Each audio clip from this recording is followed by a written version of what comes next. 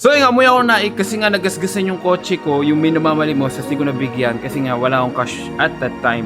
Ginasgasan niya since hindi ko siya nabigyan. So kailangan ko ipa-PPF to ngayon para just in case may another incident na gano'n, safe na. Habang naghihintay, nag-pickleball muna kami dito at napakagaling ko talaga, walang makatalo sa akin sa pickleball. Tapos si Koki, nagpadala ng ice cream. Thank you, Koki! Gary Koy, bumili na ako ng SUV, MPV. Hindi ko alam. Thank you. Hindi ko lang nakita. Gano'n kasi kapag family na, no? Wednesday? Dati mga sports car. Oo, sawa na ako sa mga matatagtag ngayon. Napaka-komportable naman. Hindi ako makatulog sa sa NLEX mo na ako makatulog. Parang saglit lang yung pinapanood. Oo nga eh. Pinapa-PPF ko kasi ganito kasi story na, no? May bata nangingi. Wala akong cash. Sabi ko, wala eh. Bago Gcash kaya. May Gcash ka ba? Eh, syempre, parang hindi ko alam. Kaya hindi ko alam eh. Nang ginawa, wala. Oh, i-scratch yan. Oh, pare. Matik. Siguro, hindi na binyagan. Okay lang. Sakit sa pakiramdam. Baga nasa iyo kung paano mo siya ite-take, no? Kaya pinapa-PPF ko para at least kahit balutan mo. Eh, at least meron po din, di ba? At least yun din. Parang okay lang. Isa kaya pa din naman. Ang purpose ko talaga nito, daily, pande-daily ko. Congrats, game. Thank you. Ikaw kailan ka? Susunod, soon. Feeling ko, naramdaman ko pag hawak na kami ni Gary, mag-sports car to eh. Lumalaki na kayo sa family nyo, bumili na kayo ng ganito.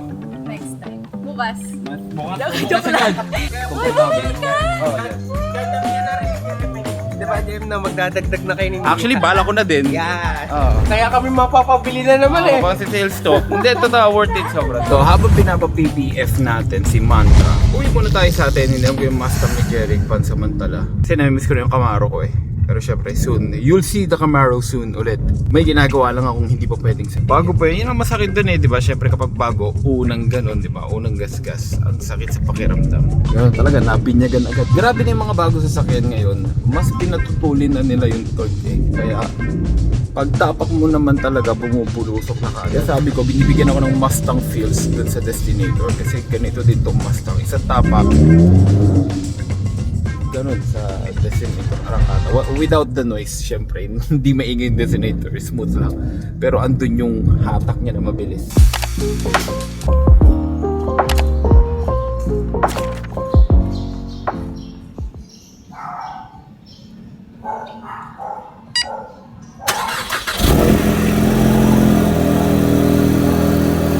Good morning mga bro. Ngayon papunta na tayo ng Naik kasi kukunin natin yung Destinator natin. Hopefully tapos na siyang i-wrap para may uwi na natin, or baka abutin pa rin na maghapon, who knows, di pa natin alam. Check din natin pati yung ibang chrome parts din or silver parts ng ating Destinator. Gusto ko talagang ipa-black na rin.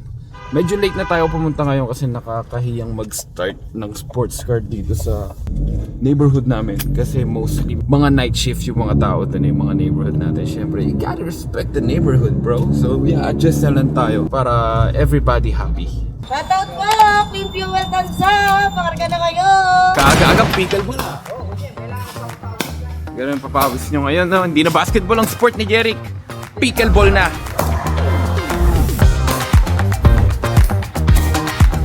Eh yun, hindi pa nga tapos kasi medyo matagal nga talaga proseso natin kasi hindi siya katulad ng ordinary vinyl wrap na flexible.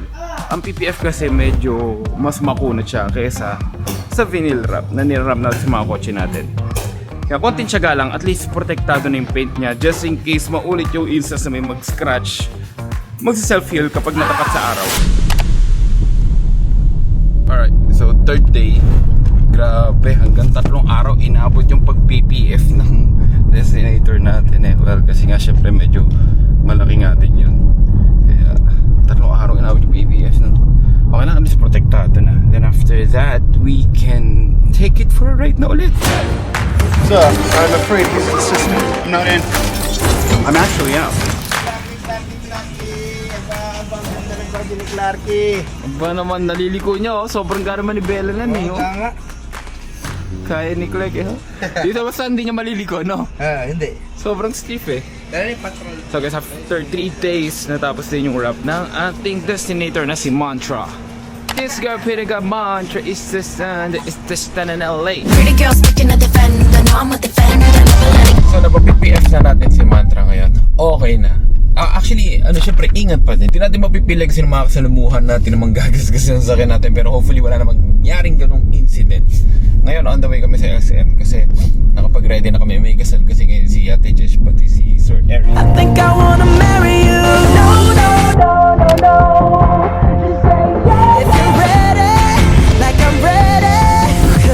nandito tayo ngayon sa event. At kinasal si Ate Jess, pati si Sir Eric. Ang daming businessman dito. Lahat ng tao mayaman. Mga naka-Land Cruiser, Everest. Nandito tuloy yung destinator natin. And I mean, soon, bibili tayo Land Cruiser. Pero syempre, dagdagan muna natin yung baby natin. For now, Desti muna tayo. Tapos na ng kasal, papunta na kami sa reception. Dala ko na yung gift. And yeah, we'll start there.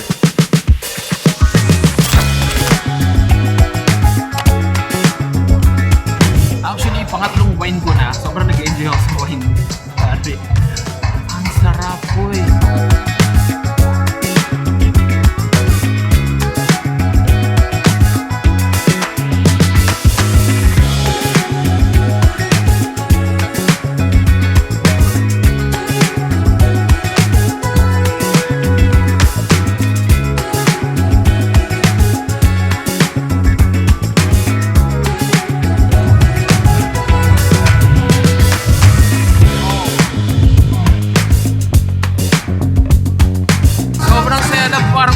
To be honest sobrang successful ng event na to.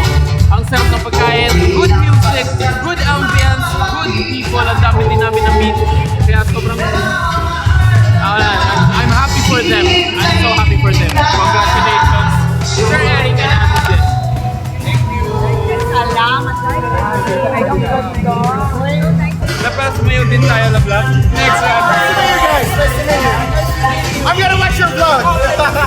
Thank you. Alam niyo ba mga bro, isa sa mga pangarap ko pumunta ng kasalan na naka-helmet habang naka-suit. Ang formal ng tignan, no? Diba? Oh. Diba? Ang angas, kaso nga lang syempre, pag hinubad natin yung helmet natin, pag pumunta tayo sa mga event, wala na, kachupoy na yung buhok natin, hindi mo siya maaayusan. Kaya talagang dapat nakakotse lang. Nasa SNR kami ngayon. Ayun, baka sabihin kasi binili natin pare, oh. Ginagawa namin. Ginagawa namin yan, boy. Oh.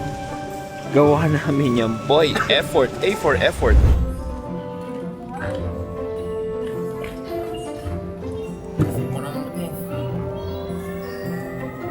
Ano yan?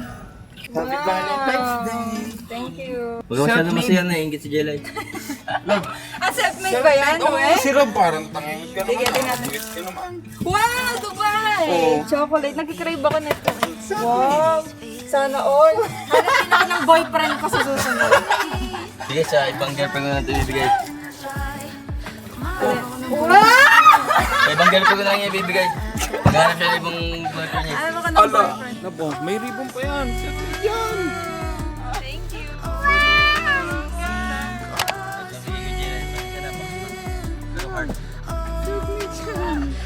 Kaya na ba na maglagay?